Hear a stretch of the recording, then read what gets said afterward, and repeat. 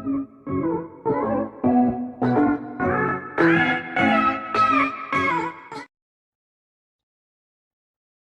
Virus के संबंध में प्रदेश की स्थिति इस प्रकार है। विगत 24 घंटों में संक्रमण के 11 नए मामले सामने आए हैं। इसी अवधि में उपचारित होकर डिस्चार्ज होने वालों की संख्या 20 है। इस प्रकार इस समय एक्टिव केसेस की कुल संख्या घटकर के 186 रह गई है। 186 में से 164 संक्रमित व्यक्ति घर पर रहकर ही स्वास्थ्य लाभ कर रहे हैं, अर्थात होम आइसोलेशन में हैं, और बाकी के लोग विभिन्न चिकित्सालयों में स्वास्थ्य लाभ कर रहे हैं। अब तक कुल 16,86,644 व्यक्ति संक्रमण के पश्चात संक्रमण मुक्त हो चुके हैं और स्वस्थ हो चुके हैं। कल कोविड संक्रमित व्यक्तियों में से एक व्यक्ति की मृत्यु दर्ज की गई है। अब तक कुल मिलाकर 17,09,719 व्यक्तियों में संक्रमण की पुष्टि की गई है।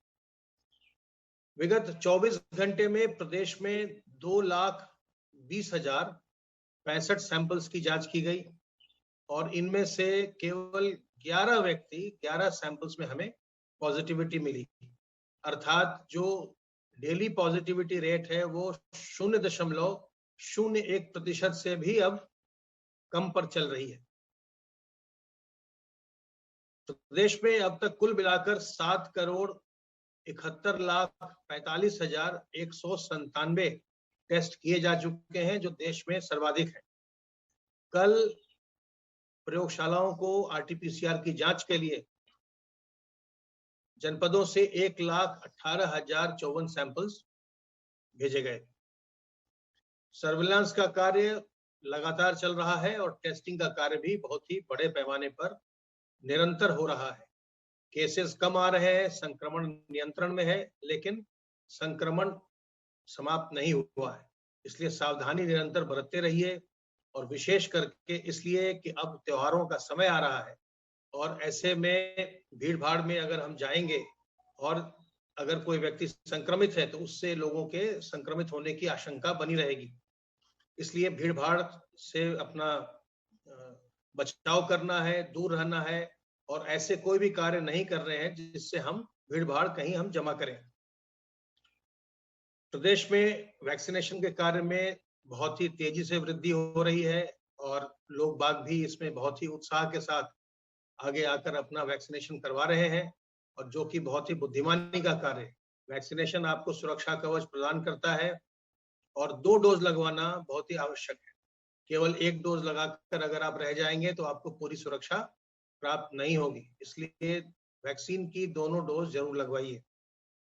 कल 22 सितंबर को प्रदेश में 7,56,803 डोजेज एडमिनिस्टर की गई, लगाई गई।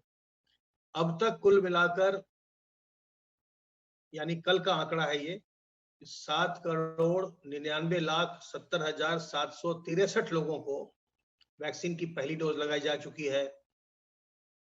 1,76,34,231 व्यक्तियों को वैक्सीन की दूसरी डोज भी लगाई जा चुकी है।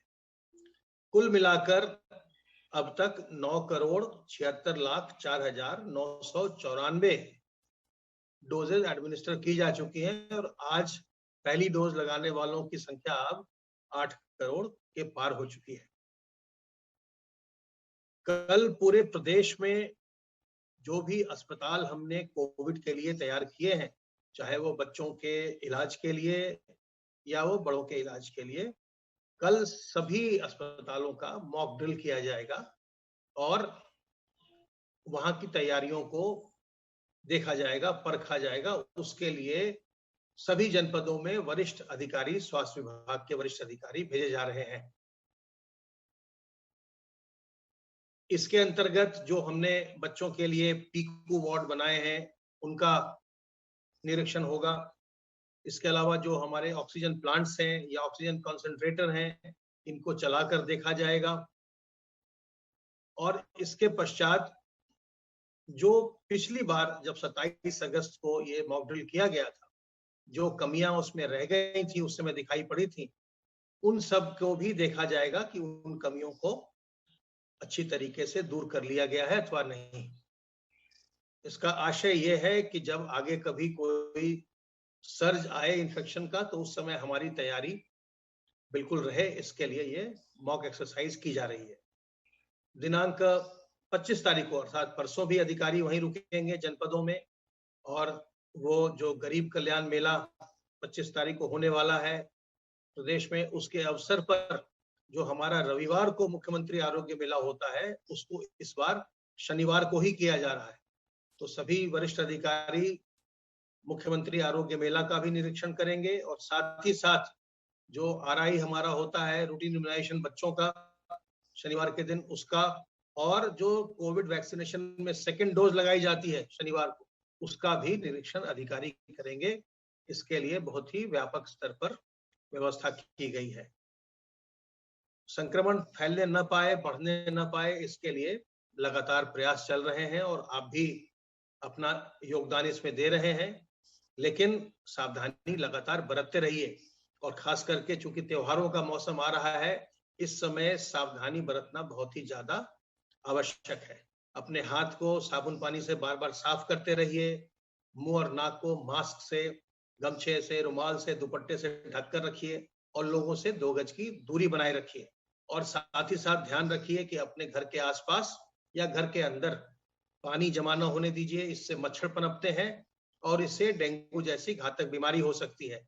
और पानी जो आप इस्तेमाल कर रहे हैं, जो पी रहे हैं, साफ पानी पीजिए, उबाल कर, छान कर पीजिए। अगर बिल्कुल विश्वसनीय स्रोत नहीं है, तो पानी को उबाल कर, छान कर, ठंडा करके तब पीजिए, ताकि आपको जल जनित रोग न होने पाए, और जो मच्छर जनित रोग होते हैं वो भी न होने पाए। इसके लिए साफ सफाई रखना और पानी को जमा न होने देना, ये बहुत ही आवश्यक है। सावधान रहिए, सतर्क रहिए। किसी प्रकार की दुविधा हो, हमारे हेल्पलाइन नंबर 1800 180 5145 पर फोन करिए। स्वस्थ रहिए, संक्रमण मुक्त रहिए, और सपरिवार प्रसन्न रहिए।